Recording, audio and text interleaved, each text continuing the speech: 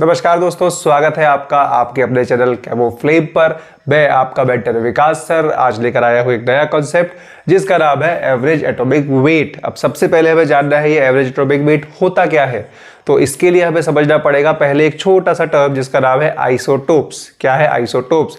आपने class 9th या class 10th में आपको ये चीज़ पढ़ाई गई होगी कि आइसोटोप्स क्या होते हैं, आइसोबार्स क्या होते हैं। बस अभी इतने ही दो पर बात करूंगा। तो हमको बात करनी है आइसोटोप्स के लिए, क्योंकि एवरेज एटॉमिक वेट अपन आइसोटोप्स के लिए ही कैलकुलेट करते हैं और वो आइसोटोप्स जो नेचुरली अकरिंग होते हैं। ठीक है, तो अगर मैं बात करूं कि आइसोटोप्स क्या होते हैं, बहुत सिंपली अगर आपको समझाने की कोशिश करूं तो ऐसे एलिमेंट्स जिनके एक से ज़्यादा कंपाउंड बनते हैं और उनके सेम एटॉमिक नंबर होते हैं बट डिफरेंट एटॉमिक मासेस होते हैं। ठीक है, तो अभी समझते पर कैसे होता है। तो सबसे पहले अपन बात करेंगे कि एवरेज एटॉमिक वेट किसके लिए कैलकुलेट करते हैं या किसके लिए डिफाइन करते हैं। It is defined for naturally occurring isotopes. Naturally occurring isotopes. ठीक है, और इनका जो तुम्हारे पास फिगर आएगा तो सिग्निफिकेंट प्रोपोर्शन होना चाहिए। जो क्वांटिटी होगी वो कैसी होनी चाहिए? Significant proportion.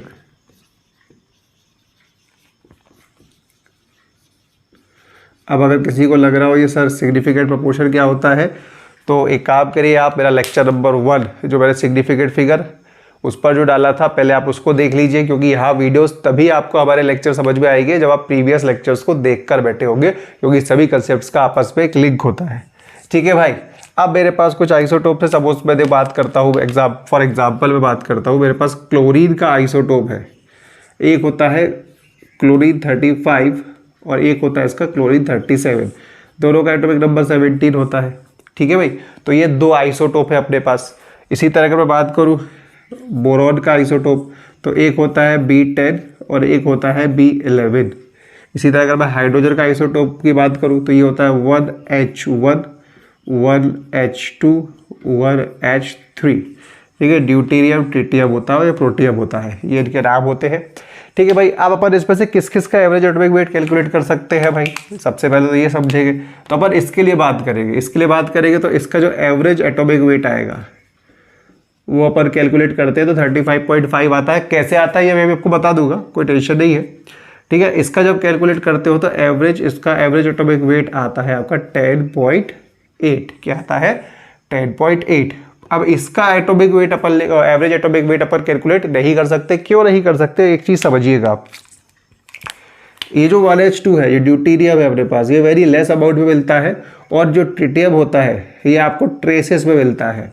और जब कोई भी आइसोटोप अपन को वेरी लेस अमाउंट या ट्रेसेस में मिलता है तो अपन उसका एवरेज एटॉमिक वेट कैलकुलेट करने के लिए उसको फिर उसमें ऐड नहीं कर सकते।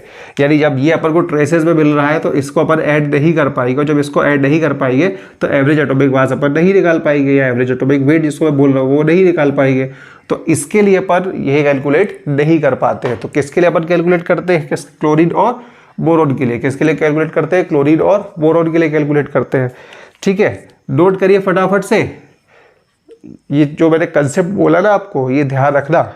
क्या कि जब कोई भी आइसोटोप ट्रेसेस में मिलता है तो उसका एवरेज एटॉमिक मास निकालना पॉसिबल नहीं होता है, लेकिन जब ये प्रॉपर अमाउंट में आपको प्रॉपर सिग्निफिकेंट प्रोपोर्शन में दिया होता है तो ही आप इसका एवरेज एटॉमिक मास या एवरेज एटॉमिक वेट कैलकुलेट कर सकते हो। ठीक है, फटाफट नोट करो, क्वेश्चन करवाता हूं मैं आपको।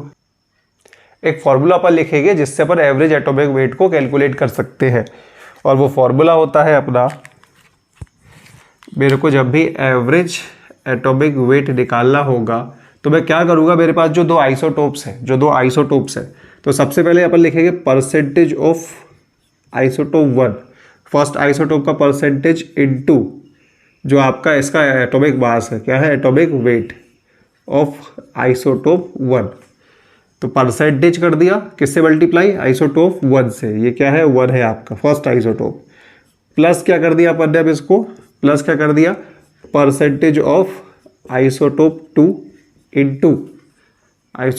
2 into atomic weight of isotope 2। ठीक है भाई। अपॉन करेंगे अपन इसको, अपॉन करेंगे अपन इसको, तो अपन क्या करेंगे, percentage of I1 plus percentage of I2। और भाई सबसे इंपॉर्टेंट अच्छी चीज़ क्या है कि इसका जो परसेंटेज आएगा, मतलब जो परसेंटेज आपको गिवन होगा वो नियर बाई 100 होगा, नियर बाई 100 होगा।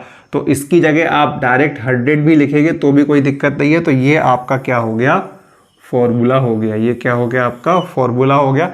इसी फॉर्मूले के थ्रू अपन क्या होगा, एवरेज एटॉमिक वेट या एवरेज एटॉमिक मास कैलकुलेट करेंगे। तो बस इसी को फॉर्मूले को पुट करते हैं और अपन ऊपर वाला क्वेश्चन सॉल्व करते हैं।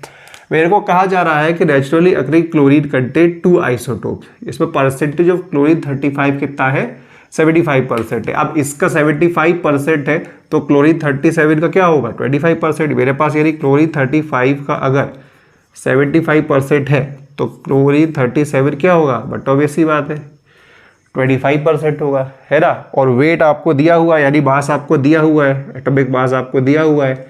ये जो एटॉमिक AW है ये एक्चुअली एटॉमिक वेट या एटॉमिक मास है ये आपका, ठीक है। तो अब इसी फॉर्मूले को पुट करते हैं, एवरेज एटॉमिक वेट परसेंटेज क्या है इसका 75 इंटू क्लोरीन 35 के लिए था 35, क्लोरीन 35 प्लस ये कितना है 25% इंटू 37 बाय, मैंने जैसे बोला था कि दोनों का आप अगर ऐड करेंगे तो 100 ही आएगा ये आपका। तो ये कितना हो गया 100। अब इसको आप जब सॉल्व करेंगे तो इसकी वैल्यू आएगी 35.5। तो अपना जो एवरेज एटॉमिक वेट या एवरेज एटॉमिक मास आया किसके लिए, क्लोरीन के लिए, वो कितना आ गया 35.5 आ गया, 35.5 आ गया। तो देखो कुछ नहीं किया भाई मैंने। बहुत सारे लोगों को लगता कैसे करेंगे, कैसे आएगा। सिंपल आपको मल्टीप्लिकेशन वगैरह करना आना चाहिए। फर्स्ट आइसोटोप का परसेंटेज को मल्टीप्लाई कर दिया उसके एटॉमिक मास से, एटॉमिक वेट से, ये वो जो ऊपर लिखा होता है। सेकेंड परसेंटेज को फिर से मल्टीप्लाई कर दिया किससे, उसके एटॉमिक वेट से, और डिवाइड कर दिया किससे 100 से। आपका आंसर आ जाता है, ठीक है भाई। अगला क्वेश्चन करते हैं भाई। अगला क्वेश्चन कह रहा है बोरॉन के केस की बात हो रही है। इसके कितने आइसोटोप है, इसके पास भी इसके 2 आइसोटोप्स है। अब इसको कैसे करेंगे आइए देखते हैं। मेरे को यहाँ पर actually average atomic weight already दे रखा है, दैट इज 10.8, दैट इज 10.8। और हमको पूछा जा रहा है कि परसेंटेज ऑफ बोरॉन निकालना है, परसेंटेज ऑफ बोरॉन 10 आइसोटोप का निकालना है। तो भाई बहुत आसान है। अब भाई अगर ऐसे कैलकुलेट करना है तो अपन एक काम कर सकते हैं, अपन इसको वैल्यू को पुट करेंगे इसी फॉर्मूले के थ्रू। देखो यहाँ पर रख देंगे 10.8, 10.8। अब चूंकि अपने को परसेंटेज गिवन नहीं है तो अपन इसको x मान लेते हैं। तो x इंटू फर्स्ट क्या था इसका मान 10 था, प्लस इसको आप क्या कर देते हैं 100 माइनस एक्स इंटू क्या है ये 11 है आपका, सेकेंड आइसोटोप है। और ये आपका टोटल हो जाएगा 100। ये क्या हो जाएगा आपका टोटल 100। आप इसको आसानी से सॉल्व कर सकते हैं। जल्दी से फटाफट पॉज करो वीडियो को, इसको सॉल्व करो, आंसर निकालो। हो गया, चलो एक बार बता देता हूं। इसको इधर मल्टीप्लाई करो, ये हो जाएगा 1080 इज इक्वल टू क्या हो गया 10x, प्लस इसको इसमें मल्टीप्लाई करो, इसको ओपन कर दो तो ये हो जाएगा 1100 माइनस 11x, ठीक है। इसको इधर ले आओ और पहले तो इसको इससे माइनस करो तो क्या आएगा, ये आ जाएगा आपके पास x, 1100 minus x is equal to 1080। और जब आप इसको सॉल्व करेंगे तो x की वैल्यू आएगी आपके पास 20, x की वैल्यू आएगी आपके पास 20। तो अगर मैं बात करूँ यहाँ पर तो परसेंटेज ऑफ बोरॉन 10 कितना है मेरे पास 20% है। कितना है 20% है। और जब 20% अगर आप इसको माइनस कर दोगे तो आपके पास परसेंटेज ऑफ B11 क्या आएगा, बट ऑब्वियस सी बात है 80% आएगा। तो बस भाई यही आपके आंसर है। एक तो आंसर ये रहा और एक आंसर ये रहा। तो इस तरह से अपन न्यूमेरिकल्स को कैलकुलेट करते हैं। इसको नोट करो। अब मैं आपको एक छोटी सी ट्रिक बता रहा हूँ कि कैसे ट्रिक्स के थ्रू आप क्वेश्चंस को सॉल्व कर सकते हो। अब कुछ सिग्मा रूल्स मैं आपको बताने वाला हूँ। इस सिग्मा रूल्स के थ्रू आप डायरेक्टली इन क्वेश्चंस को कैसे सॉल्व कर सकते हो ये आपको पता चलने वाला है। देखो सबसे पहली जो कंडीशन है, जो सबसे पहला अपना सिग्मा रूल है वो ये है कि जो भी आंसर आपका आएगा, जो भी आंसर आएगा वो उनके मासेस के बिटवीन ही रहेगा, मासेस के बिटवीन ही रहेगा। मतलब जो the average atomic weight is always in between lower and higher atomic weight के बीच में ही रहेगा। यानी समझो, अगर मेरे पास क्या average atomic weight of lower दिया हुआ है, एवरेज एटॉमिक वेट और एवरेज एटॉमिक वेट हायर, तो ये क्या रहेगा, ये हमेशा इनके बीच में ही रहेगा, ये इनके बीच में ही रहेगा भाई। मतलब कम ज़्यादा नहीं हो सकता है, ये इनके बीच में ही रहेगा, इन बिटवीन ही रहेगा। दूसरा जो बहुत इंपॉर्टेंट से एक बार रूल है अपना, वो हमेशा देखो याद रखना, जब भी क्वेश्चन में आपको जिस भी आइसोटोप का परसेंटेज ज़्यादा दिया होगा, आपका जो आंसर है उसी आइसोटोप के नियर बाई आएगा। देखो जैसे अभी आपको याद होगा, अभी अपन ने क्लोरीन 35 लिया था और क्लोरीन 37 लिया था, इसका 75% था और इसका 25% था, तो परसेंटेज किसका ज़्यादा था, क्लोरीन 35 का, तो आंसर क्या आया 35.5 आया था, जो किसके क्लोजर था, उस आइसोटोप के जिसका परसेंटेज ज़्यादा था।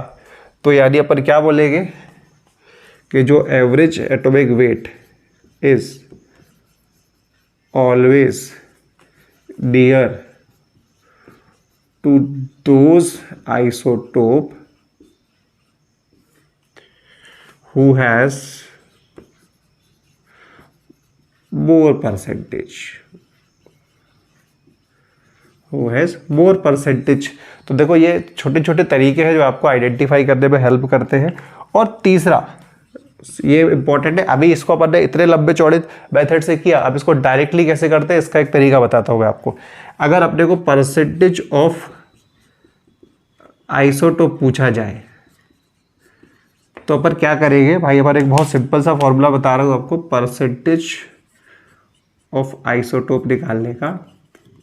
जो आपको टोटल एटॉमिक वेट दिया होगा ये वाला, तो अपन ने लिखा एवरेज एटॉमिक वेट माइनस, क्या कर दिया अपन ने, जो एटॉमिक वेट ऑफ 2 था उससे इसको माइनस कर दिया, ठीक है, divided by average atomic weight of first isotope minus atomic weight of, मतलब यहाँ से 2 से 1 को माइनस कर दिया और यहाँ एवरेज एटॉमिक मास से 2 को माइनस कर दिया, इनटू कर दिया 100। अब देखो भाई समझो, यहाँ पर इस फॉर्मूले से, किससे, इस फॉर्मूले से मैं आपको ये वाला क्वेश्चन सॉल्व करके बताता हूँ कैसे। देखो यहाँ पर क्या है, एटॉमिक वेट कितना दिया था आपको, यहाँ पर देखो 10.8 माइनस सेकेंड का क्या आया था, B11 था आइसोटोप, डिवाइडेड बाय सेकेंड क्या था 11, फर्स्ट क्या था 10, इनटू क्या कर दिया अपन ने 100। अब देखो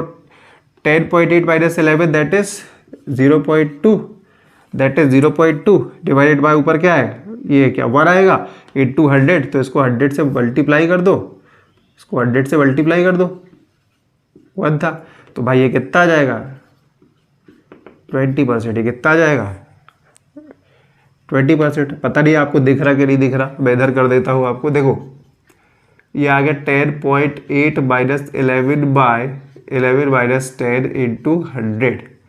अब इसको आप जब सॉल्व करोगे, इसको जब आप सॉल्व करोगे तो ये आएगा आपका 0.2 इंटू 100, तो ये हो जाएगा आपका 20%। क्या हो जाएगा आपका 20%। तो देखो ये डायरेक्ट अपन ने इस फॉर्मूले के थ्रू क्या कर दिया, आंसर को कैलकुलेट कर लिया। समझ में आ रही ना बात।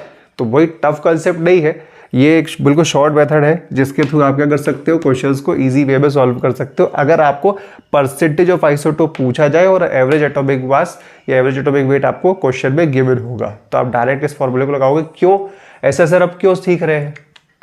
ऐसा इसलिए सीख रहे हैं क्योंकि हमको देना है नीट का एग्जाम, और नीट के एग्जाम के लिए इंपॉर्टेंट क्या होता है कि आप कितने कम समय में ज़्यादा से ज़्यादा क्वेश्चंस को एक्यूरेसी के साथ सॉल्व कर सकते हो। तो भाई हमको अपनी अप्रोच वैसे ही तो रखनी है कि हमको डॉक्टर बनना है। अब ऐसा तो है नहीं कि भाई 2 घंटे का ऑपरेशन तुम 6 घंटे चलाओगे, भाई 2 घंटे का तो 2 घंटे में तो पूरा होगा ना। तो बस वैसा ही अपने को अगर नीट का एग्जाम देना है, 3 घंटे का टाइम मिला है, तो केमिस्ट्री को अपन को जिस पोर्शन को सॉल्व करना है, अपनी हमेशा कोशिश रहनी चाहिए कि कम से कम समय में न्यूमेरिकल क्वेश्चंस को सॉल्व कर सकूं, ताकि फिर अपन फिजिक्स पर फोकस कर सके। क्योंकि फिजिक्स तो बट ऑब्वियस सी बात है हमको ज़्यादा टाइम लेगी ही लेगी। ठीक है, क्लियर है? तो फटाफट इसको नोट कीजिए। अब अपन एक नया टर्म सीखेंगे जिसका नाम है एवरेज मोलर मास। अभी अपन ने एवरेज एटॉमिक मास सीखा या एवरेज एटॉमिक वेट सीखा, अब अपन सीखेंगे एवरेज मोलर मास। अब एवरेज मोलर मास कब अपन कैलकुलेट करते हैं, तो ये एप्लीकेबल होता है उस मिक्सचर्स के लिए जहां पर एटलीस्ट 2 गैसेस हो, जहां पर 2 गैसेस आपको एटलीस्ट प्रेजेंट हो। तो क्या बोलेंगे, applicable for mixtures having at least 2 gases. यहाँ पे कम से कम 2 गैसेस का होना जरूरी है।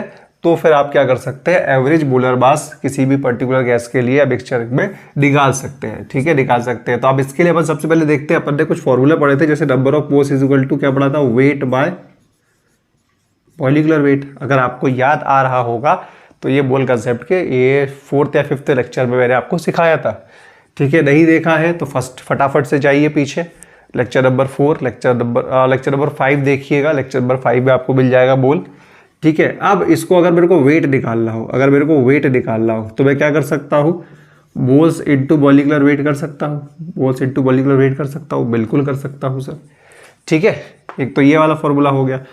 तो अब भाई इसके हिसाब से देखा जाए तो पहले तो मैं इसकी बात करूँ अगर, तो मोल्स क्या होता है भाई, total weight upon total number of moles, और वेट क्या निकाला आपने, मोल्स इनटू मॉलिक्यूलर वेट। अब तीसरी कंडीशन क्या कर दूं, अगर मेरे को मॉलिक्यूलर वेट निकालना हो, निकालना हो मॉलिक्यूलर वेट निकालना हो, तो क्या कर सकते हो, मॉलिक्यूलर वेट निकालूंगा तो ये कहाँ आ जाएगा, इधर आ जाएगा।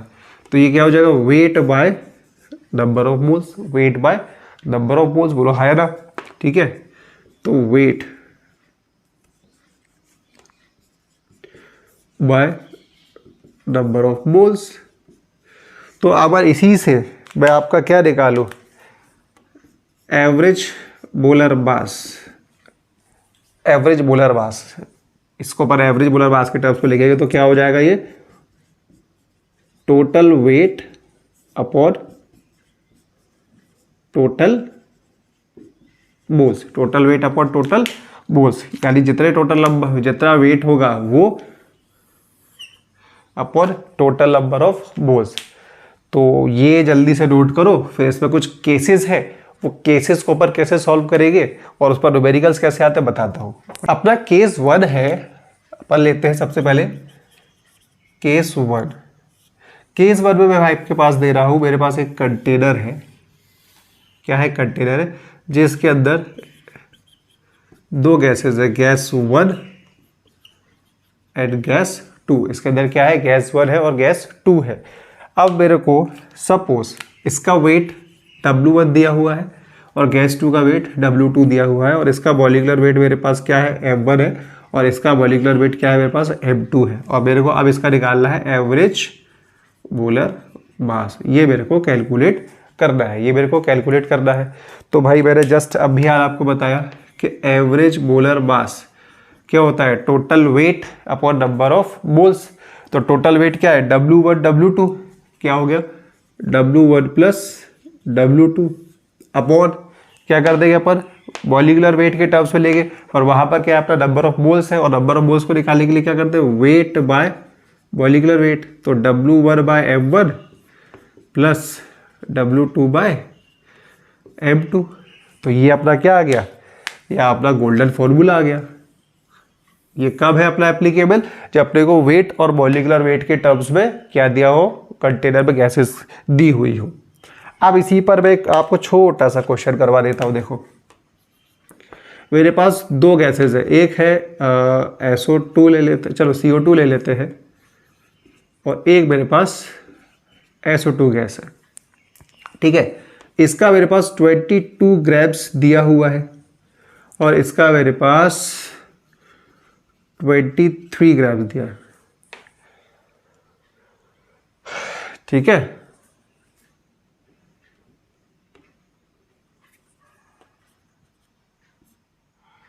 एक सेकंड रुकना है ना। इसका मेरे पास 32 ग्राम्स दिया हुआ है। ये क्वेश्चन फ्रेम कर रहा हूं इसलिए। ठीक है भाई, अब मेरे को इसका क्या निकालना है, एवरेज मोलर मास मेरे को कैलकुलेट करना है। तो आई होप सो कि आप इसको कर लोगे, क्योंकि सब कुछ आपको गिवन है। सब कुछ क्या गिवन है भाई, देखो सबसे पहले तो इसको मेरे को मोलर मास क्या हुआ है, वेट अपन को दिया हुआ है, और चूंकि कंपाउंड अपने को दिया हुआ है तो अपन इसका मॉलिक्यूलर वेट तो निकाल ही सकते हैं। तो इसका मॉलिक्यूलर वेट क्या निकालोगे भाई, निकालोगे तो ये आएगा 44 ग्राम्स। इसका क्या हो 32 plus 32 that is 64 grams, that is 64 grams. तो भाई अब कितनी आसान हो गई कहानी आपके लिए। देखो इसमें क्या है, सबसे पहले देख लो 22 प्लस 32, ये तो क्या आपका वेट का एडिशन हो गया। अब नंबर ऑफ मोल्स निकालेंगे तो नंबर ऑफ मोल्स निकालने का सिंपल तरीका वेट बाय मॉलिक्यूलर वेट कर दो, तो 22 बाय 44 प्लस 32 बाय 64, 32 बाय 64। आप देखो कितना आसान हो गया भाई, 22 प्लस 32 कितना हो गया 325, 54 बाय ये कितना हो गया 1/2 प्लस 1/2, 1/2 क्या ये 2, ये 2, तो 1/2 प्लस 1/2 क्या हो जाएगा 1 हो जाएगा, क्या हो जाएगा 1 हो जाएगा।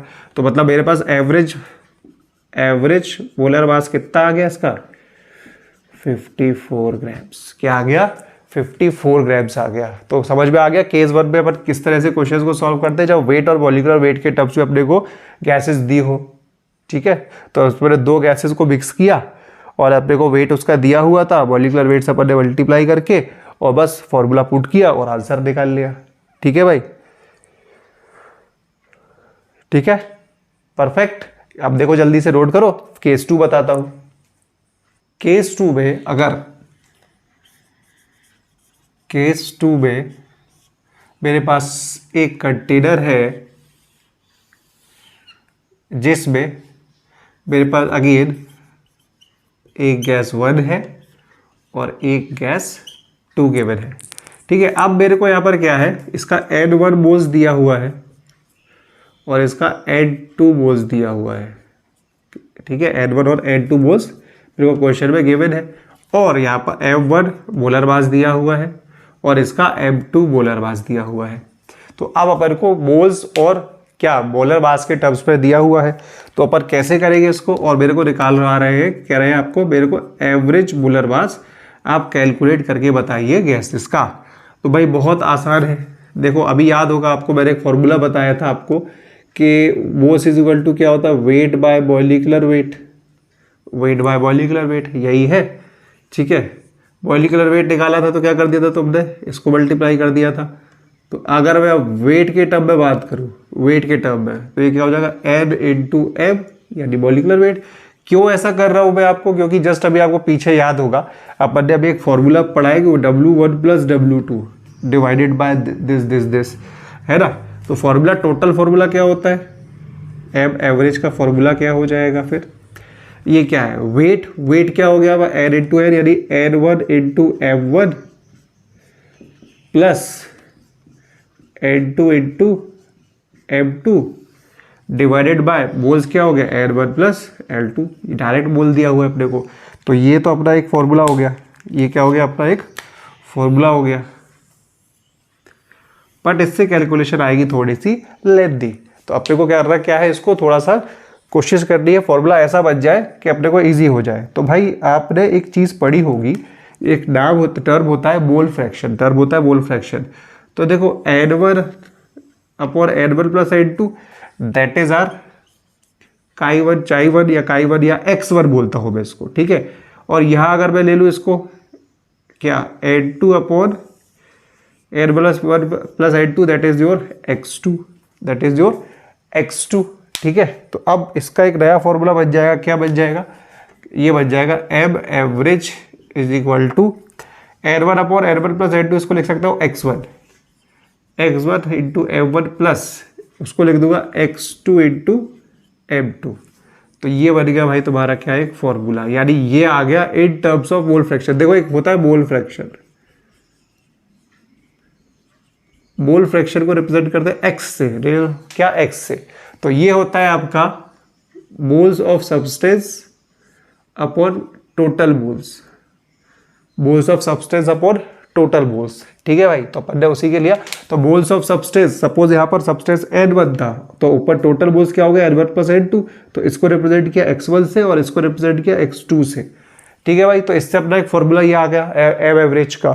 और इसी को मैं ऐसे भी लिख सकता हूँ कि यहाँ पर अगर सारे मासेस और मोल फ्रैक्शंस का समेशन लिख दूँ तो मेरे पास एक फॉर्मूला और आएगा, दैट इज समेशन ऑफ क्या, एक्स आई एब आई। बस अपन इसी को फॉर्मूले को लगा के चलते भाई। इस फॉर्मूले के थ्रू कोशिश करिएगा क्वेश्चंस को सॉल्व करने की, तो आपके पास आंसर ज़्यादा अच्छे से आएगा।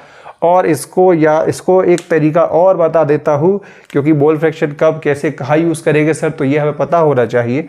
तो सपोज अगर अपने को परसेंटेज बाय वॉल्यूम दिया हुआ क्वेश्चन में, या परसेंटेज बाय मोल दिया हुआ हो क्वेश्चन में, तो हम क्या मान के चलेंगे कि ये अपने को क्या दिया हुआ है, मोल फ्रैक्शन दिया हुआ है।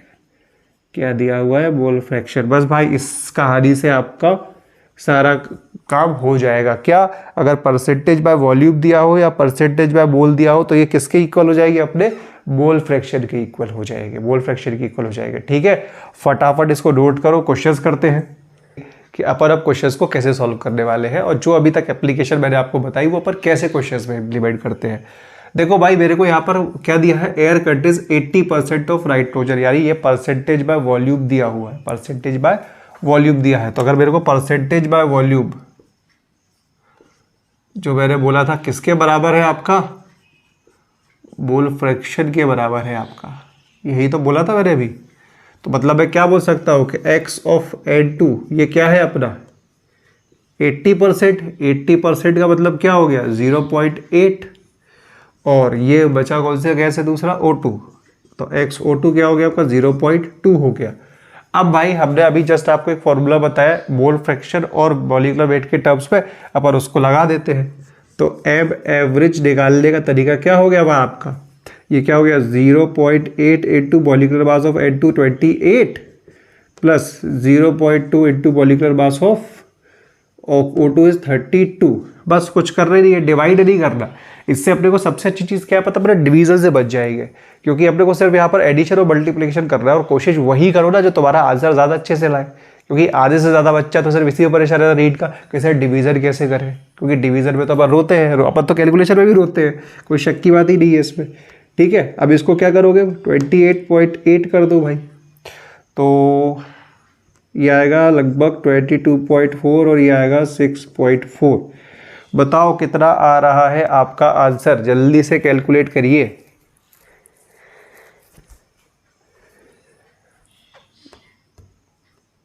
ट्वेंटी 28.8 तो ये आपका क्या आ गया 28.8 आपका एवरेज मोलर मास। क्या आ गया, एवरेज मोलर मास। अब इधर देख लेते हैं, इधर पर भी अगेन अपन वही बात करेंगे, अपने को एब एवरेज निकालना है, अपने को एब एवरेज निकालना है। ठीक है, CH4 और SO2 दिया हुआ है और उसका मोल रेशियो दिया हुआ है। तो अपन क्या करते हैं, मोल फ्रैक्शन के टर्म से बात करते हैं। मोल फ्रैक्शन क्या होगा, फर्स्ट SO2 मीथेन गैस का mole upon total mole 5 into क्या कर देंगे, CH4 का मॉलिक्यूलर मास होता है 16 प्लस थर्ड नेक्स्ट है 3/5 इंटू SO2 का निकालोगे कितना आएगा 64। कैसे आएगा 64, 32 प्लस 2 इंटू 16, यानी ये भी 32 हो जाएगा। तो 32 प्लस 32 64 हो जाएगा। ठीक है भाई, अब इसको कैसे सॉल्व करें सर, ये तो डिवीजन हो गया, अब कैसे करेंगे। अरे बहुत सिंपल, एक काम कर लो, इसको 5 ले लो कॉमन, तो क्या हो जाएगा 2 इंटू 16 प्लस 3 इंटू 64। और अब इसको फटाफट सॉल्व करो, वीडियो को पॉज करो, फटाफट इसको सॉल्व करो। मेरे को इसका आंसर अभी हाल आप ही बताएंगे जल्दी से कमेंट बॉक्स पे। इसको ऐड करो, इसको ऐड करो, कितना आ रहा, चलो हिट देता हूँ, ये आ रहा होगा। ठीक है, अगर ये आ रहा है तो तुम सही कैलकुलेट कर रहे हो। अब फटाफट इसको सॉल्व कर लो, इसको सॉल्व करते आइए। 5 4 ज़ा 20, 5 4 ज़ा 20 और 5 पॉइंट लगा दिया, 8 आ गया। तो ये आपका क्या आ गया, एब एवरेज फॉर दिस। ठीक है भाई, तो इस तरह से अपन न्यूमेरिकल्स को सॉल्व करते हैं। क्या आ गया अपना एब एवरेज इसका 44.8। क्लियर है भाई। तो आई थिंक आपको आज जो भी मैंने अभी तक समझाया समझ में अच्छे से आया होगा, क्योंकि मैंने बहुत सिंपलेस्ट वे में कोशिश की है आपको टॉपिक्स को समझाने की। ठीक है भाई, hope you like the video. अगर आपको अच्छा लग रहा है, मेरा वीडियो समझ में आ रहा है, तो अपने फ्रेंड्स के साथ शेयर कीजिएगा, लाइक करिएगा, कमेंट करके मुझे बताइएगा कि अब तक आपने जो भी पढ़ा वो क्या क्या और कितना कितना आपको समझ में आ रहा है। क्योंकि मुझे पूरी उम्मीद है कि मेरे से पढ़ने वाला बच्चा ये तो नहीं कह सकता कि सर हमें समझ में ढंग से नहीं आ रहा। क्यों? क्योंकि अगर आप ढंग से मेरे कॉन्सेप्ट्स को सुन रहे हो, ढंग से मेरे साथ बैठ के पढ़ रहे हो, मेरे वीडियोस को देख रहे हो, तो आपको डेफिनेटली समझ में तो आएगा। और भैया ये नीट है, आपको नीट देनी है ना, आपको जेईई मेंस देना है। और जब वहाँ आपको क्वेश्चंस को सॉल्व करना है तो आपके पास घंटे भर का टाइम थोड़ा ना था कि आप n1 into m1 करोगे। अपने को तो सिंपलेस्ट वे चाहिए ना क्वेश्चन को सॉल्व करने के लिए। ठीक है भाई, चलो मिलते हैं पर अगले वीडियो में, तब तक के लिए बाय बाय।